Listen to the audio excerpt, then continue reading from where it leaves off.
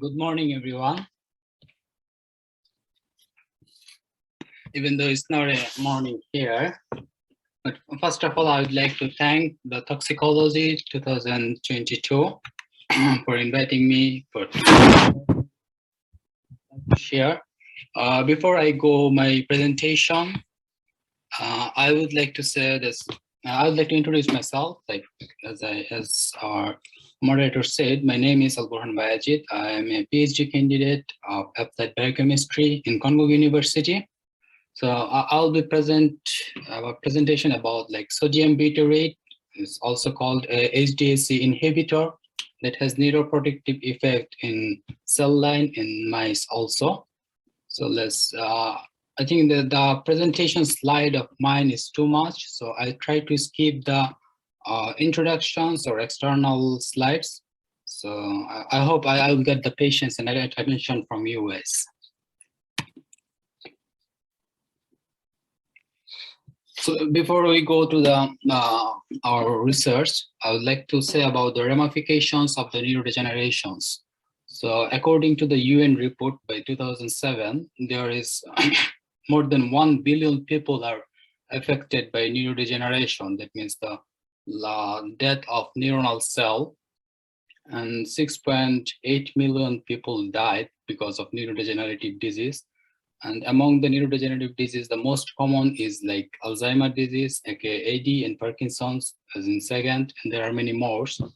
I prefer to choose some major cause like aging, mitochondrial dysfunction, oxidative stress, inflammations, DNA damage, and programmed cell death, also known as like panoptosis and so on. So I would like to introduce the sample. In sodium butyrate, the active form is like butyric acid, and the butyrate has many activity like mitochondrial activity. It increase the mitochondrial function and damaged mitochondria, so protect the cell in terms, and it has like 3 receptor specific activity, GPR 43, 41, and GPR 109A, and thus it is also known as HDSA, and thereby it also accelerate the histone acetylation that makes the cell active actually, and there is microbial homeostasis. So nevertheless, I would like to mention that the butyrate is also now becomes a trendy or a biomarker for like neuroprotections itself. So there are some source of like sodium butyrate or butyrate, like undigested glucose fiber or some plants. There is bacteria called Clostridium butyricum, which produce butyrate. It's a short chain fatty acid. There are other like acetate and propionate, as you see in the other slide. But butyrate has been mostly gained the attention because of their biofunctionalities. And I would like to say that my research focus of natural bioactives on disease-specific activity.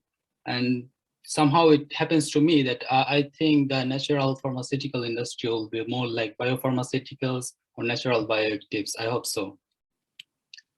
So this is the abstract I submitted. I think if I read it out, everyone will be bored. So basically, sodium butyrate actually gives some protective effect against cell lines. It is called SH-SY5Y, neuroblastoma cell line, which is widely studied for neuroprotective activity against TNF-α induced.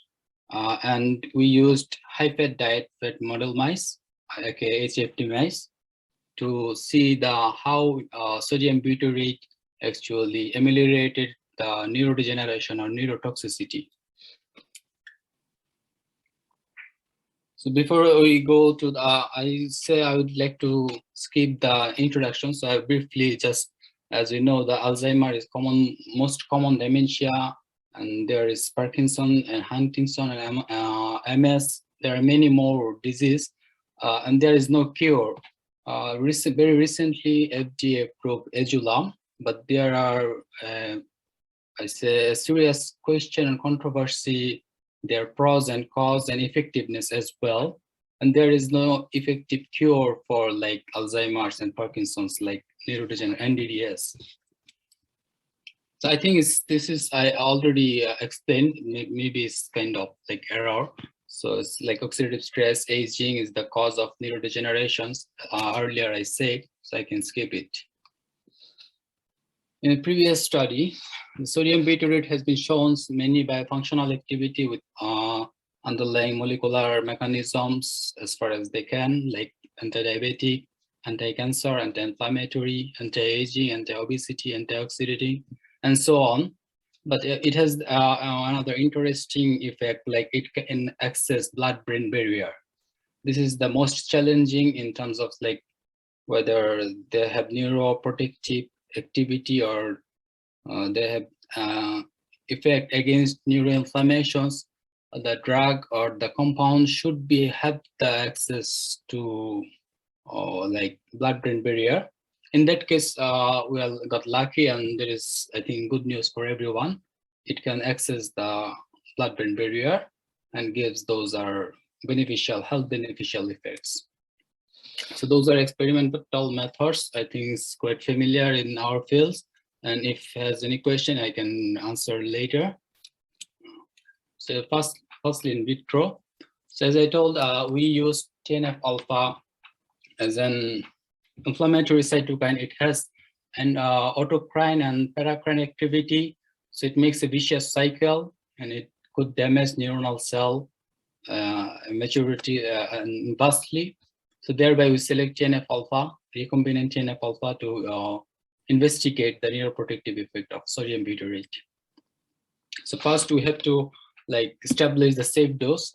We tested up to 5 millimole. There is no significant apoptosis in MTTSM, and it also increased the cell death, increased the cell viability in TNF-α induced neurotoxicity in SH-SY5Y. On the other hand, it also decreased the NO-induced dose dependently. So before we go to the our next data, there is P53 actually quite upstream pathway in regards to apoptotic pathway, like it activates the BAX and reduce the BCL. There is mitochondrial dysfunction, and it is correlated with ROS or oxidative stress. It releases cytochrome 3 and then caspase cascades. Then it leads to the cell death after the neuronal cell loss. By definition, it causes neurodegeneration. So we elucidated P53 and anti-apoptotic protein like Bcl-2 and pro-apoptotic protein like BAX and caspase 3 cascade. We found that sodium butyrate actually remarkably decrease the BAX Bcl-2 or P53 and clip caspase like apoptotic protein in SH-SY5Y cell. Thereby, we do immunocytochemistry to show the image of the protein expression like Bcl-2 and BAX. Thus, Bcl-2 is known as anti-apoptotic and BAX is known as like pro-apoptotic, and similar result has been produced here. So on the other hand, well itself has like endogenous antioxidant defense mechanism called NRF2-HO1 mechanism, and by activating NRF2 and HO1, it produced like antioxidant enzymes like SOD, glutathiones, and many more. So we see that where TNF-α actually reduce the NRF2 activations, and consequently it reduced the like antioxidant enzymes like MNSOD and GPX1. And on the other hand, the sodium butyrate actually enhanced the NRF2 pathway as well as the antioxidant enzymes, and thus it reduced the oxidative stress. We also tried the ROS assay in H2O2 stimulated SH-SY5 cell, and we can assume that it's decreased, and thereby it decreased the ROS productions in cell line. The inflammatory marker in iNOS COX-2, we got the similar result. iNOS and COX-2 actually tended to be increased in TNF-α induced and dose dependently decreased by the sodium butyrate. On the other hand, the MAP kinase has like binary relations like ROS. When ROS increase, there is activation of MAP kinase, thus activate caspase cascade and cause apoptosis. So there are some subunit of MAP kinase like P38 or PRG. ARC phosphorylation and P38 phosphorylation has been decreased by the sodium butyrate, and thereby we can assume that, and previously it reduced the caspase 3. So thereby we can propose or hypothesize or postulate that sodium butyrate actually decrease the apoptosis by the decreasing of like caspase cascade in many other way. We also investigate like glucocorticoid receptor and its phosphorylations in serine phosphorylation like 226, 211, and NLRP3 inflammasome, whether actually glucocorticoid and NLRP3 both expressed, overexpressed in response to inflammation, but it has different motive. Like NR3C1 actually has anti-inflammatory to reduce the inflammation, it overexpressed, whether NLRP3 we know is another distinguished pathway that produced inflammatory cytokines, and sometimes it causes the pyroptosis and so on. Now that we know the BV-2 is a microglia cell, there are two types of immune cell in our brains. They're called like astrocyte and microglia. So we have like BV-2, so we tried it out in BV-2, we got similar result in terms of like cell viability, NO. And thus we tried, there are two actually pathway for like precisely for Alzheimer, as we call the most common NDDs is like AD. So here there is two pathway that cause actually leads to the Alzheimer disease. They're called tauopathy and amyloid-beta. So in SH-SY5Y, the amyloid-beta actually is secreted from like APP by the beta secretase called batch. So sodium butyrate actually reduce the batch and amyloid-beta as well as tau phosphorylations.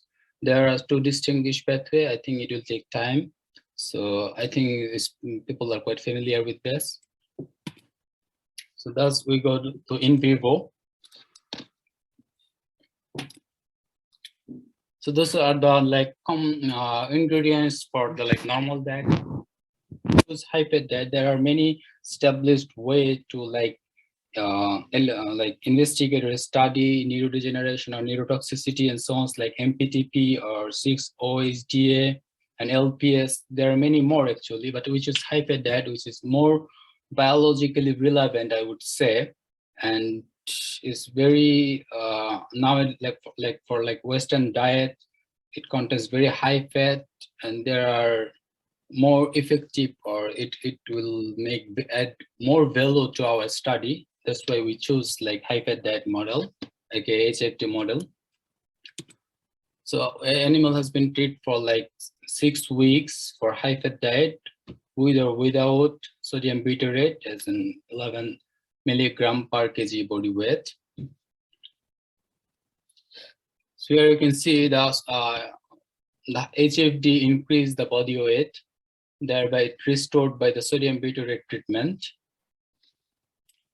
So thus it can be like prevent obesity. As you know, the obesity is like cause of more than 100 chronic diseases. So in terms of HFD model, we must introduce the gut-brain axis. There are relation between the gut and brain is tremendously studied. In a short term, we can say that there are enteric nervous system in our gut flora or in our intestine that has like connection with the ENS that connect to the CNS or central nervous systems. On the other hand, it also like relations with some neurotransmitter or neurochemical like dopamine or acetylcholine and so on. So thus it calls gut-brain axis. So how high-fat diet cause the neuroinflammation or the toxicity? So actually when people takes like high fat for a long time or for a certain amount of time, there is dysbiosis take place in the gut bacteria. As you know, the bacteria has like LPS or lipopolysaccharide layer. When dysbiosis take place, the LPS secrete from the gut, which actually like is an inflammatory mediator, and thereby many other mediator it secretes, and thereby it goes, as I earlier mentioned, the way like ENS to PNS to CNS. And for further look, as I can see that when the dysbiosis take place, there is a leaky gut where LPS can like access through the like immune cell like macrophage.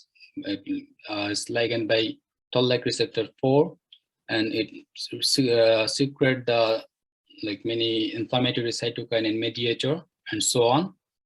On the other hand, as you know, the brain is the most energy consuming or energy intense organ. It takes 10 times higher than its portion of the brain. So when it takes most of its energy from high fat, it increases the ROS, thus it leads to the like apoptosis as well as inflammation, and inflammation triggered apoptosis. Thus it called low-grade chronic inflammation. So how the like high-fat diet and there is inflammation and apoptosis. There is, you know, the excessive fatty acid or free fatty acid has been take place when high-fat diet has been taken for a moderate or for a long time. There is an increased production of acetyl-CoA and CREB cycle.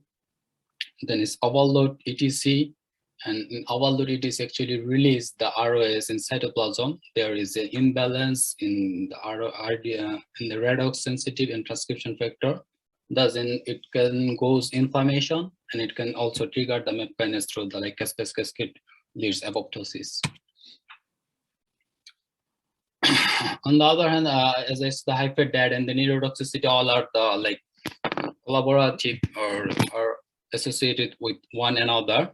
So there are high fat diet actually leads to the like obesity, and there are some like chemical like leptin and like adiponectin and fatty acid inflammation and ATX, which actually leads to insulin resistance.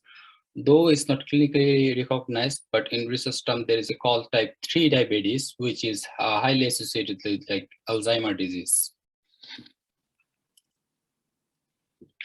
So there in HFD model, we also tried like P53 in the apoptotic marker instance. You can see that there is a marked increase of P53 and like pro-apoptotic marker BAX and anti-apoptotic marker Bcl-2 has been decreased.